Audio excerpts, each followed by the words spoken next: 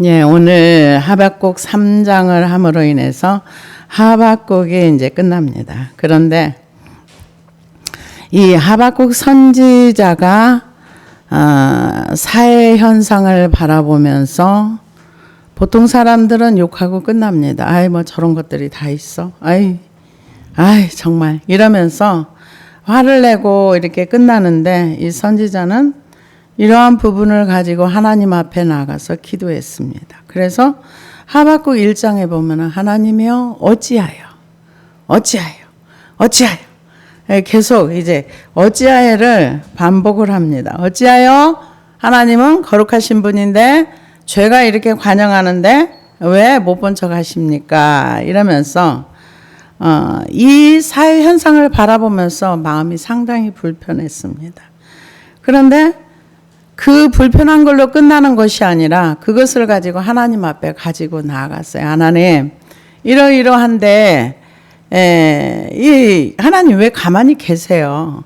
한마디로 말하면 쟤네들 좀 혼 좀 내주세요. 이 얘기했는데 우리가 알고 있는 대로 하박국 2장에서 하나님께서 그래 그렇잖아도 내가 바벨론을 들어가지고 얘네들을 좀 두들겨 패가지고 그래가지고 얘들을 정화시켜서 새롭게 할 거야. 다시 시작할 거야. 이렇게 얘기할 때 소화가 안 되는 거예요. 우리가 하나님의 말씀을 듣는다고 아멘 옳습니다 이러지 않습니다. 근데 이 하박국이 소화 안 되는 걸 가지고 하나님은 이건 아니잖아요. 한마디로 말하면 이거 아니잖아요. 우리가 아무리 잘못하고 이렇게 우상 숭배하고 잘못해도 그래도요 쟤네들보다는 나아요. 근데 이게 우리의 일상 가운데 늘 하는 얘기예요. 이분만 이러는 것이 아니라 나에게 좀 불편하게 하는 사람들을 보면 그래도 내가 쟤보다는 낫잖아요. 근데 왜 하나님 쟤를 혼내야지 왜 날 가지고 그러세요?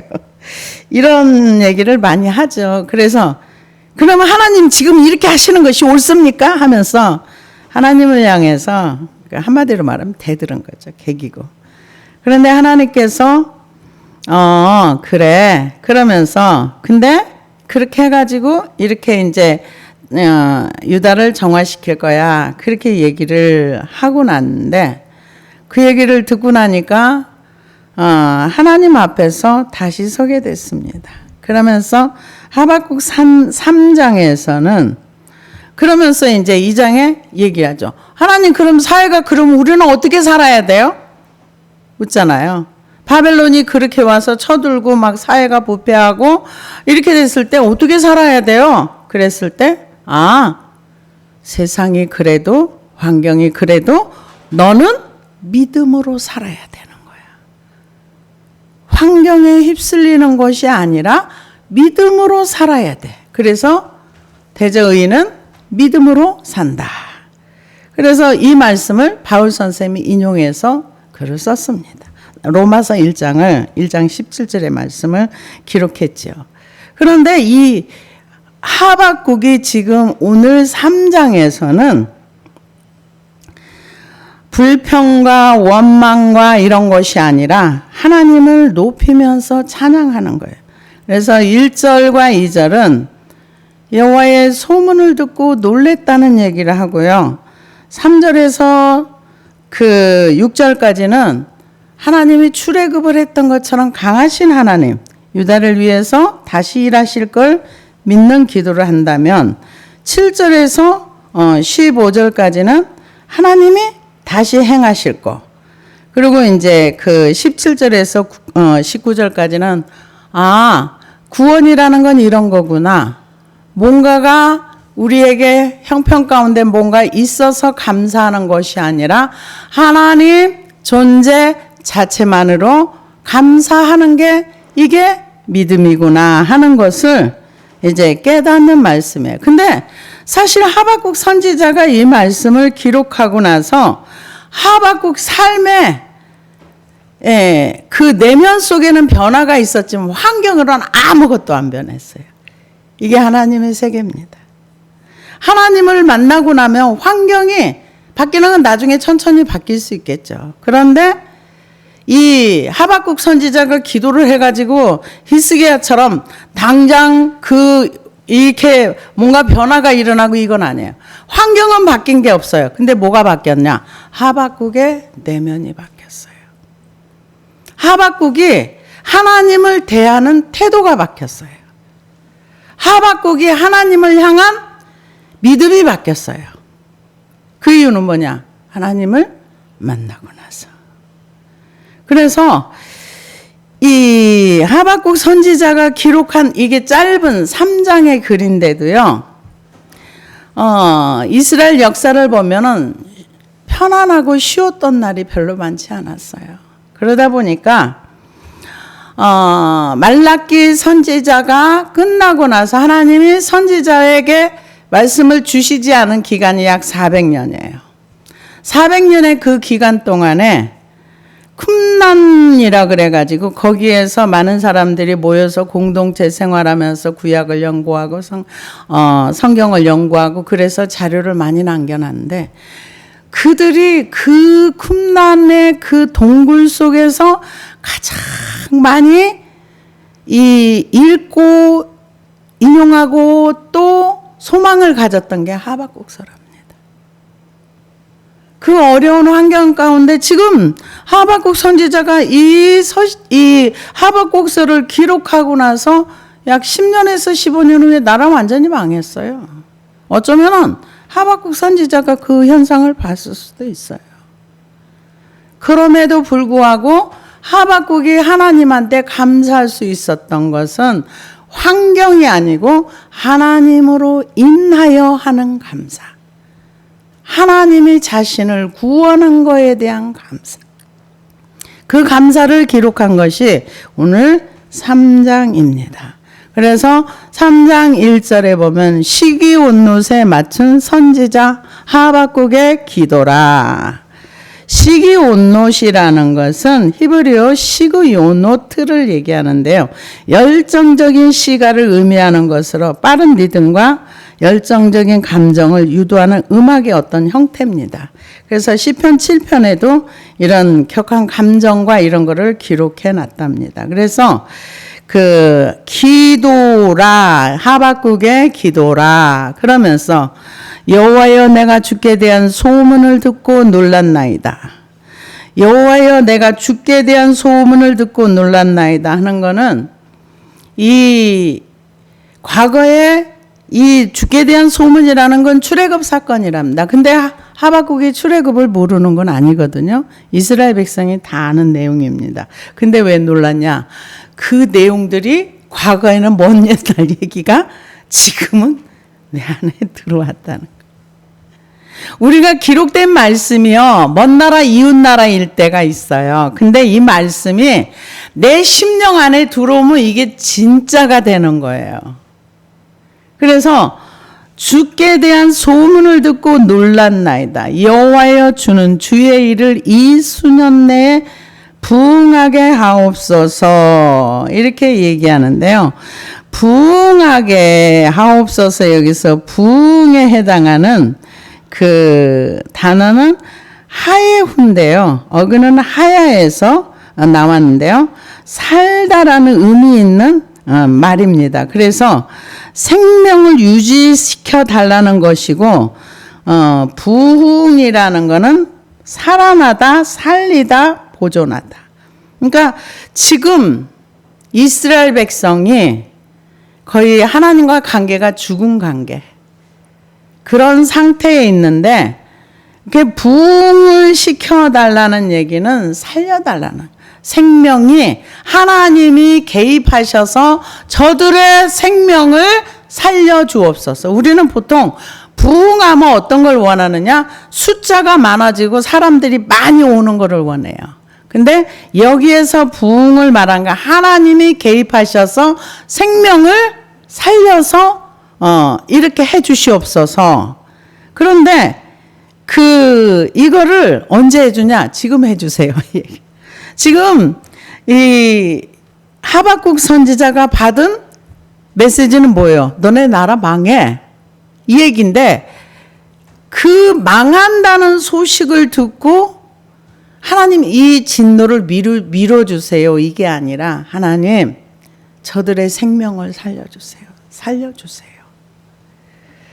그래서 뭐라고 얘기합니까? 이 수년 내에 나타내시옵소서. 진노 중에라도 국류를 잊지 마옵소서. 주께 대한 소문, 하나님이 어떤 일을 하셨던 분인가를 알고는 있었는데 다시 그게 크게 와닿았다는 거죠. 그래서 하나님을 만나기 전에는 하나님이 어떤 분인지 모른다는 거죠. 욥기 42장 5절에서 6절을 보니까 내가 주께 대하여 귀로 듣기만 하였사옵더니 이제는 눈으로 주를 배움나이다. 그러므로 내가 스스로 하나고 티끌과 재 가운데서 회개하나이다. 이 하나님을 만나고 나면 내가 죄인임을 알아요. 성령이 우리 안에 오셔서 죄에 대해서 알려주면 죄를 알아요. 그러기 전에는 몰라요. 근데 저의 이렇게 지난 날들 이렇게 가만히 생각하면 나는 이런 사람이야. 끊임없이 내가 말을 하면서도 내가 나를 몰랐구나. 남의 얘기는 들으면은 남은 잘 보여요. 근데 나는 안 보여요. 지금 수년 내에 부흥시켜달라고 그러고 진노를 진노 중이라도 불쌍히 여겨달라는 거죠. 그래서 이 말씀은 하박국이 출애굽기에 관한 내용을 가지고 기도했다고 볼 수 있습니다. 그래서 내가 애굽 사람에게 어떻게 행하였은가, 내가 어떻게 독수리 날개로 너희를 어버대게로 인도하였음을 너희가 보았느니라. 세계가 다 내게 속하여 너희가 내 말을 잘 듣고 내 언약을 지키면 너희는 모든 민족 중에서 내 소유가 되겠고 너희가 내게 대하여 제사장 나라가 되며 거룩한 백성이 되리라. 너는 이 말을 이스라엘 자손에게 전할지니라. 그러니까 우리가 하나님의 백성답게 백성으로 살아가려면은 기본을 해야 되는 거죠. 기본이 뭐예요? 제사장 나라가 되기 위해서는 거룩한 백성이 돼야 되고 또 그 거룩한 백성이 되려면은 말씀을 순종하고 하나님을 인정하고 하나님과 함께하는 거. 그걸 해야 되겠죠. 그래서 이스라엘 백성이 지금 살아있으나 죽은 자와 똑같은, 죄 짓는 데는 빠르지만 하나님에 대해서는 아예 아무것도 모르는, 죽은 자는 아무것도 모르거든요. 죽었는데 모르랍니다. 세상이 어떻게 돌아가는지 전혀 몰라요.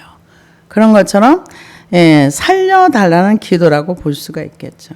그래서 레위기서 11장 45절에 보니까 나는 너희의 하나님이 되려고 너희를 애굽 땅에서 인도해낸 여호와라. 내가 거룩하니 너희도 거룩할지어다. 이게 성도의 기본입니다. 지금 이걸 우리에게 말하자면 세상에서 우리를 건져냈으니까 내가 거룩하니까 너희도 거룩하라. 그래서 요한계시록에 보면은 뭐라 그래요? 성경에서 너희는 바벨론에서 나와서 내 백성으로 그들의 받을 진노를 너희는 받지 말라. 이렇게 얘기를 합니다. 에베소서 4장 22절에서 24절을 보니까 너희는 유혹의 욕심을 따라 썩어져가는 구습을 쫓는 옛사람을 벗어버리고 오직 심령으로 새롭게 되어 하나님을 따라 의와 진리의 거룩함으로 지으심을 받은 새 사람을 입어라. 우리 옛사람이 죽어도 우리의 생명이 끝나지 않습니다. 우리의 옛사람은 많이 죽을수록 좋습니다. 하나님께서 주신 생명에 새 사람이 점점 성장해 가야 되겠죠. 그래서 우리가 이 땅에서 부흥이 되고 진노 중에라도 국류를 입지 마옵소서. 우리에게 하나님의 생명이 들어오는 것처럼 지금 이스라엘이 죄로 인해서 다 망했는데 그 중에서 하나님이 진노 가운데 있어도 그들을 불쌍히 여겨 주옵소서. 그 말씀을 이렇게 얘기하고 있습니다. 그래서 역사적으로 보면은 교회가 부흥되면 사회 개혁과 변화도 동시에 일어났습니다. 웨슬리의 영적 부흥은 영국을 피해 혁명에서 건졌고요. 프랑스의 혁명이 일어날 때 영국에서 존 웨슬리와 찰스 웨슬리의 영적 각성 운동이 일어났습니다. 찰스 피니, D.L. 무디 목사님 등이 주도한 부흥 운동이 미국을 강국으로 만들었던 것을 우리가 압니다. 근데 그 사람이 한 사람이 회개하면 그런 역사가 일어났다는 거죠. 그러면서 이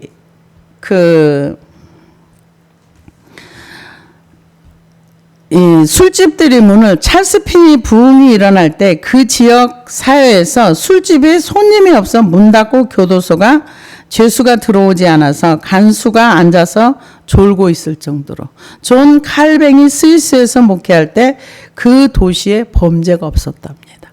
그러면 오늘날에 점점 사람들이 망가져가는 거는 교회에서 거룩을 잃어버리고 지금 하박국이 보는 시대와 별로 다르지 않다는 거죠. 그래서 이 땅에 많은 사람들이 살고 있지만 하나님을 제대로 알고 사는 사람은 별로 없는 것 같습니다. 그래서 이 우리나라의 최초의 선교사로 오셔가지고 우리가 알고 있는 그 순교하신 토마스 선교사님이 중국을 거쳐서 한국을 선교하기 위해서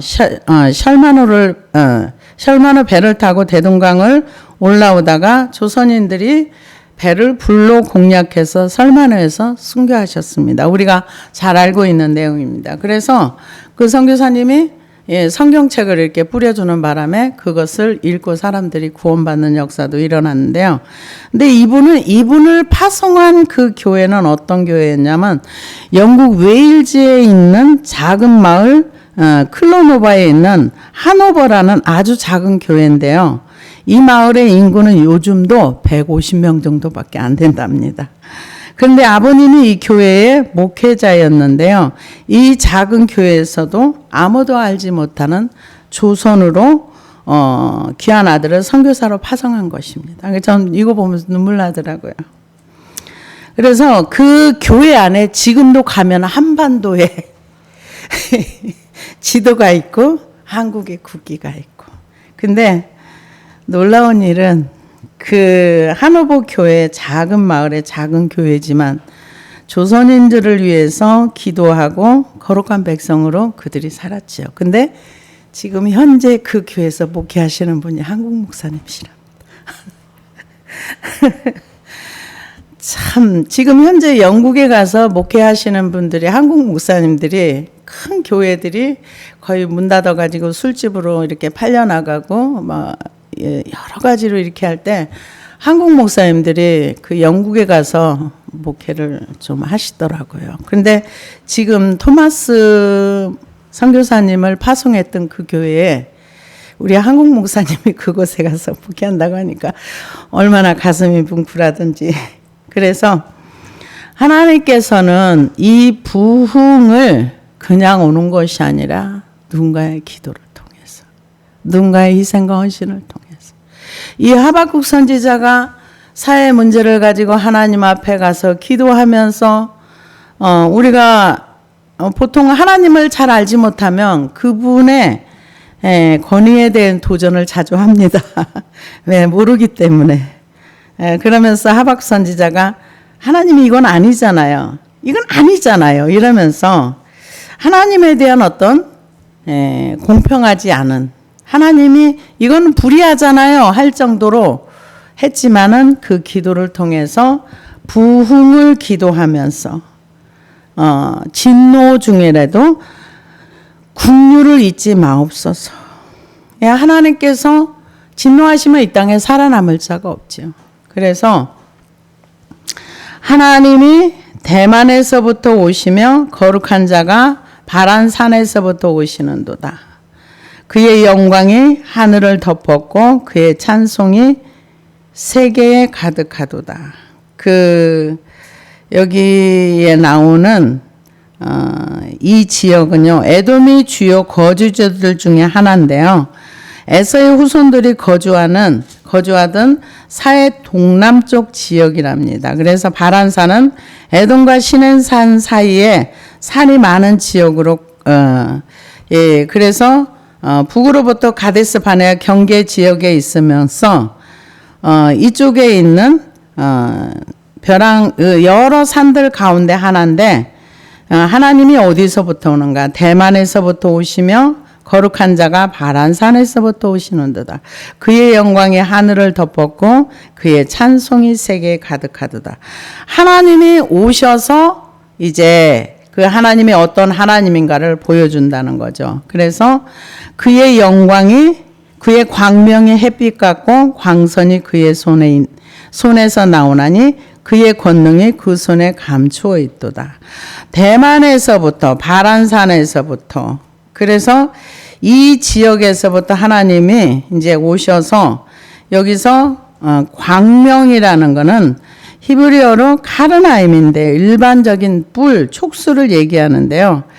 이 아침에 뜨는 태양의 그 빛처럼 하나님이 그렇게 오신다는 거죠.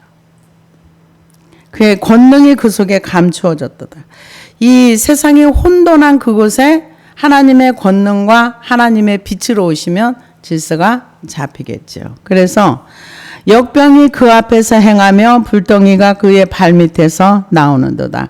이거는 그분의 심판을 할 때 전염병이나 이걸로 심판을 많이 하십니다. 불덩이, 불이 하늘에서 내려온다든가 이런 것들. 그가 서신즉 땅이 진동하며 그가 보신즉 여러 나라가 전율하며 영원한 산이 무너지며 무궁한 작은 산이 엎드려지나니 그의 행하심이 예로부터 그러하도다. 그러니까 하나님이 임재가 있으면은 이 전염병이 그 심판을 할 때는 전염병과 이런 하나님의 어떤 진노가 무시무시하다는 것을 얘기합니다. 심판의 모습을 얘기하는 거죠. 그래서 하나님이 이렇게 에서는 옛날부터 야곱을 대적하던 그 나라라고 볼 수가 있겠죠.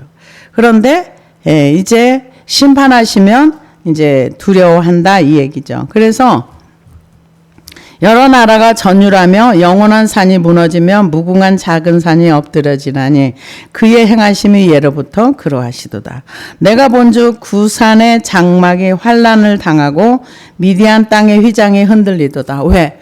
하나님이 그들을 이제 심판하실 때. 그래서 바벨론이 이스라엘을 침공해가지고 성전도 헐어버리고 백성도 다 잡아가고 했지만 나중에 그 바벨론이 70년 만에 메데와 바산 때 또 폭망하는 걸 봅니다. 그래서 그들은 딱 70년 하고 끝난 거예요. 하나님이 70년 예언했는데 그대로 됐어요. 그래서 여호와여 주께서 말을 타시며 구원의 번거를 모시오니 강들이 분이 여기심이니까 강들이 노여워하심이니까 바다를 향하여 성내심이니까 하나님의 임재가 있을 때 강들과 바다 이런 것들이 두려워 떤다는 거죠. 근데 우리가 하나님을 잘 모르기 때문에 하나님 앞에 말도 함부로 하고 이제 하나님에 대한 어떤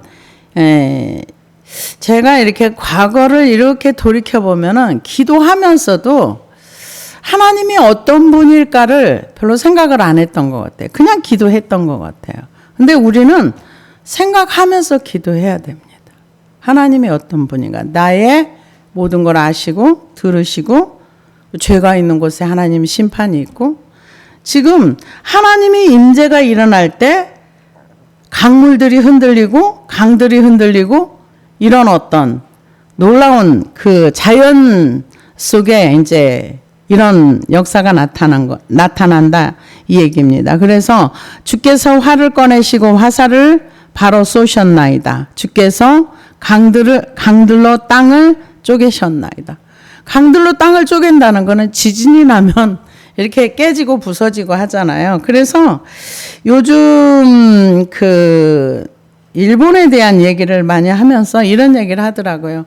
그 지각판이 흔들려 가지고 이렇게 하다 보면 땅이 이렇게 흔들릴 수도 있고 땅이 지각을 변동할 수도 있고 이게 이제 일본에서 지각판이 흔들려 가지고 아마 후지산에 있는 뭐를 건드리면은 그게 이제 폭발을 하면은 일본에 이제 어마무시한 자연재해가 일어난다. 과학자들이 이렇게 얘기하는 걸 들었습니다. 그래서 하나님이 이 세상을 심판하실 때 이런 땅이 쪼개지고 강들이 흔들리고 이런 두려운 일이 일어난다는 거죠.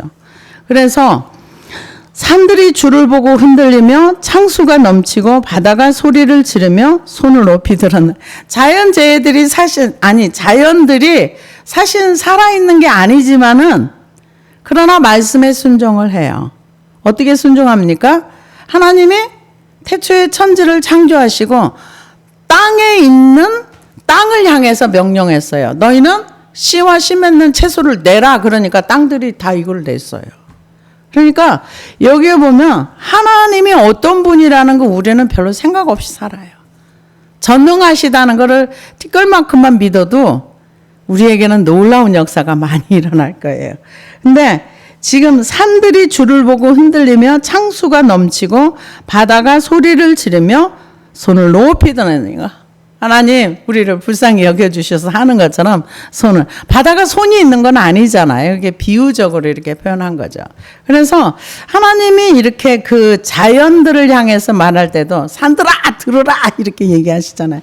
근데 진짜 뭐 그런 거보다는 그 어떤 비유적인 그런 표현도 있고 실제로 자연 만물들이 하나님의 아들들이 나타나는 것을 기다리고 있다. 로마서에 보면 그래요. 왜? 회복이니까. 그래서 손을 높이 들었나이다. 날아가는 주의 화살의 빛과 번쩍이는 주의 창의 광채로 말미암아 해와 달이 그 처소에서 멈추었나이다. 어마무시한 거죠. 근데 사실은 그 해야 멈춰라. 그 자리에 멈춰라. 여호수아의 말대로 그대로 됐잖아요. 그러니까 이 믿음이라는 거는 우리가 생각할 수 없는 세계인 거예요. 여기 보니까 그 철수에서 멈췄나이다. 누가? 하나님이 임재하니까 놀래가지고 그랬다는 거죠. 주께서 노를 바라사 땅을 두르셨으며 분을 내사 여러 나라를 밟으셨나. 이거는 하나님의 심판을 얘기하는 거예요. 하나님의 심판. 하나님의 심판을 받지 않을 나라는 아무도 없습니다. 그런데 누구만 심판 안 받는가? 하나님과 좋은 관계 속에 있는 사람은 심판받지 않습니다. 그래서 우리가 예수를 믿는다는 것을 가볍게 생각하면 안 돼요. 나중에 주님이 이 땅에 오실 때 심판주로 오시는 거예요. 처음에 오셨을 때는 어린 양으로 오셨어요. 아무것도 할 수 없는 육체를 입으시고 육체의 공간 안에 갇혀 계시고 사람들과 똑같은 말. 그러나 주님이 재림하실 때는 심판주로 오시는 거예요. 세상 나라들을 다 심판하는 거예요. 그래서 주께서 노를 바라사 땅을 두르셨으며 분을 내사 여러 나라들을 밟으셨나이다. 심판하신다는 거예요. 주께서 주의 백성을 구원하시려고 기름 부음 받은 자를 구원하시려고 나오사 악인의 집에 머리를 치시며 그 기초를 바닥까지 드러내셨나이다. 그러니까 이 심판하시는 중에도 구원하는 사람은 따로 있는 거예요. 누군가 기름 부음 받은 자. 오늘날로 말하면 성령에 충만한 사람. 성령님을 기름에 비유도 합니다. 그래서 나중에 우리 주님이 이 땅에 오실 때 준비된 자들은 두려워할 게 아니라 기대하고 소망 가운데 있어야죠. 근데 유대인 랍비 중에 이즈학이라는 그 랍비가 한 분 계세요. 한국에 이제 오셨는데 뭐라고 얘기하느냐? 많은 기독교인들이 허상 가운데 살고 있다 이런 얘기를 하더라고요. 무슨 허상인가? 휴거된다는 꿈과 허상 가운데 살고 있으면서 말씀은 하나도 순종하지 않고 하나님과 좋은 관계도 가지지 않고 그냥 나는 휴거될 거야. 그런 속에 살고 있다. 허상을 깨십시오 하면서 상당히 좀 심하게 말씀을 하시더라고요. 그래서 하나님께서 심판하실 때 그때 누구는 심판을 받지 않는가? 기름 부음 받은 자 구원하시려고. 그러니까 세상을 심판하는 그 날이 구원을 받는 자들에는 축복받는 날이에요. 그러니까 완전히 나뉘어지는 거죠.